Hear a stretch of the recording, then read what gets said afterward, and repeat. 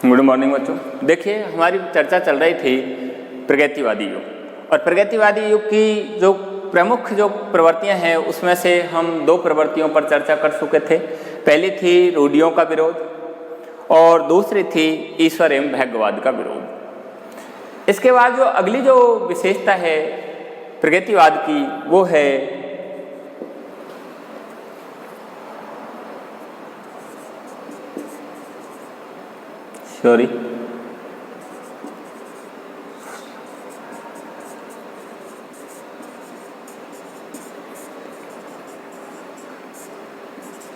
शोषक वर्ग के प्रति घृणा।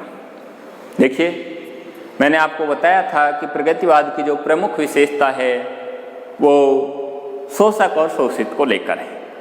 अगर शोषक वर्ग के प्रति घृणा के भाव, शोषित वर्ग के प्रति सहानुभूति के भाव प्रगतिवादी काव्यधारा की प्रमुख विशेषता है। तो इन कवियों ने समाज में दो वर्ग माने, एक शोषक वर्ग, एक शोषित वर्ग। शोषक वर्ग के प्रति घृणा के भाव क्यों? क्योंकि समाज में साम्यवाद स्थापित करना चाहते थे, सभी को समान अधिकार दिलाना चाहते थे, उत्पादन के साधनों पे सभी का समान हक करना चाहते थे। इसीलिए इन्होंने शोषक वर्ग, जिसमें उद्योगपति, मिल मालिक, जमींदार, अगर इस तरह के जो वर्ग हैं, पूंजीपति हैं, उनके प्रति इनकी कविता में घृणा के भाव है। आप देखिए, आपने पढ़ा होगा, कविता है निराला की, जिसमें शोषक वर्ग के प्रति घृणा है तो शोषित वर्ग के प्रति सहानुभूति है। स्वानों को मिलता दूध वस्त्र भूखे बालक अपलाते हैं। स्वानों को मिलता दूध वस्त्र भूखे बालक अपलाते हैं। एक तरफ तो पूंजीपतियों के कुत्ते हैं, उनको भी पीने के लिए दूध मिल रहा है, ओढ़ने के लिए, पहनने के लिए वस्त्र मिल रहे हैं। स्वानों को मिलता दूध वस्त्र भूखे बालक अपलाते हैं। एक तरफ जो गरीब वर्ग है, शोषित वर्ग है, उनके बालक ही भूखे अपला रहे हैं, भूखे बालक अपलाते हैं।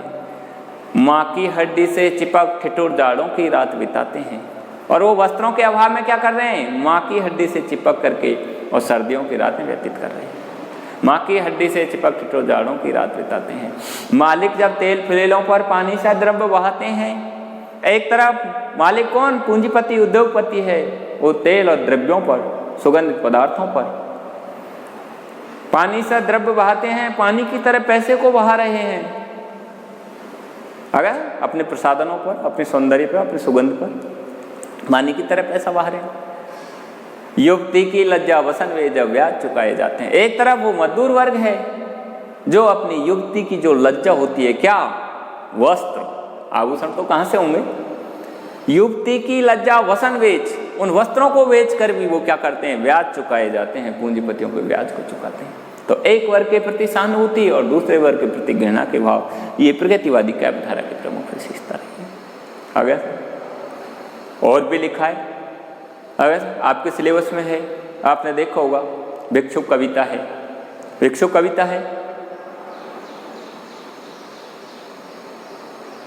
उधर शोषक वर्ग के प्रति घृणा के भाव, उसमें है, उसमें कुकुरमुत्ता, निराला की आप कविता पढ़े हो कुकुरमुत्ता, उसमें लिखा है उन्होंने पूंजीपतियों के प्रति घृणा के भाव रखते हुए कहा है, उन्होंने क्या कहा?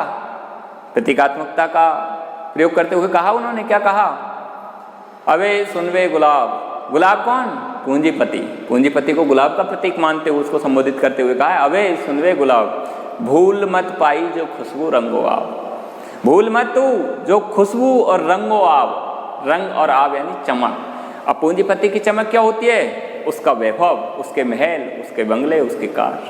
कि तूने ये इस तरह का जो वैभव पाया है, कार, बंगले, उद्योग वगैरह जो पाए हैं, भूल मत पाई जो खुशबू रंगो आब, खून चूसा खाद का तूने अशिष्ट। तूने इसके लिए खाद का खून चूसा है। गुलाब से कह रहे हैं, पूंजीपति से कह रहे हैं, खाद कौन? मजदूर वर्ग, श्रमिक वर्ग, गरीब वर्ग, उनका खून चूसा है तूने। खून चूसा खाद का तूने अशिष्ट।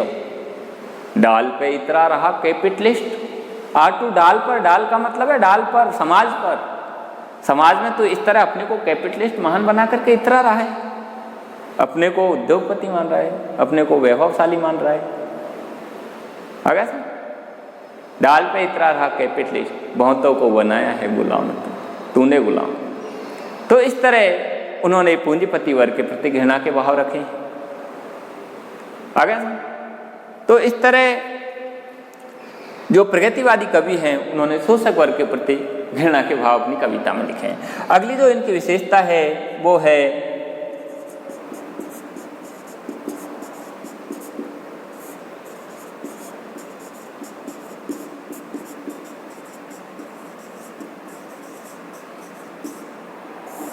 शोषितों के प्रति सहानुभूति। शोषित वर्ग, सर्वहारा वर्ग, मजदूर वर्ग, गरीब वर्ग, उसके प्रति इनकी कविता में सहानुभूति के भाव रखें। सहानुभूति के भाव रखें। आपने देखा होगा, निराला की है आपके सिलेबस में, भिक्षुक कविता है। वह आता दो टूक कलेजे के करता, भिखारी के लिए लिखा है, सर्वहारा वर्ग के लिए लिखा है। क्या कहा? वह आता दो टूक कलेजे के करता, पछताता पथ पर आता, पेट पीट दोनों मिलकर एक, चल रहा लकुटिया टेक, मुट्ठी भर दाने को झोली में फैलाता। देखिए भिखारी के प्रति किस तरह की सहानुभूति के भाव उसने अपनी कविता में रखे। भिखारी कौन है? निम्न वर्ग है, शोषित वर्ग है, सर्वहारा वर्ग है। और भी आपने देखा होगा, और भी लिखा है उन्होंने, वह नस्ल जिसे कहते, मजदूर वर्ग के लिए कहा है, वह नस्ल जिसे कहते कुत्ते से आज गई बीती, मिट जाती तो आश्चर्य न था, पर हैरत है कैसे जीती। पर आश्चर्य तो इस बात को है कि आज ये गरीब वर्ग है, वो किस तरह अपने इस तरह की पीड़ाओं को लेकर के वो किस तरह जीवित बना हुआ है। अगर वह नस्ल जिसे कहते कुत्ते से आज गई बीती, वह नस्ल कौन? सर्वहारा वर्ग, जो आज जिसकी आज समाज में स्थिति क्या है? कुत्ते से आज गई बीती, मर जाती तो आश्चर्य था। ये उसी दिन जिस दिन इसका जन्म हुआ था उसी दिन ये खत्म हो जाते तो कोई आश्चर्य नहीं था। पर हैरत है कैसे जीती, पर आश्चर्य तो इस बात का है इस तरह के अभावों में वो आज कैसे जीवित बने हुए हैं। आ गया समझ? और भी लिखा है एक जगह,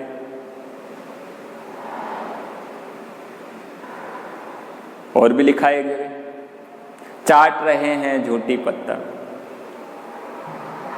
चाट रहे हैं झूठी पत्तल, वे सड़क पर खड़े हुए और झपट लेने को उससे कुत्ते भी हैं अड़े हुए। देखिए आज एक वर्ग समाज में वो भी है, वो पूंजीपति उद्योगपति, क्योंकि झूठी पत्तलों को चाटते रहते हैं। चाटने का मतलब है उनको इस तरह इकट्ठा करते हैं। तो चाट रहे हैं झूठी पत्तल, वे सड़क पर खड़े हुए और झपट लेने को उससे कुत्ते भी अड़े हुए। एक तरफ कुत्ते अड़े हुए हैं कि ये छोड़ दें तो हम ले लें, एक तरफ वो मजदूर वर्ग है, कुत्ते छोड़ दें तो हम ले लें।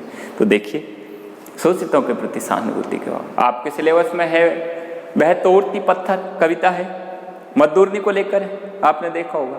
उसमें लिखा हुआ है वह तोड़ती पत्थर, देखा मैंने उसे इलाहाबाद के पथ पर, गुरु हथौड़ा हाथ करती बार बार प्रहार,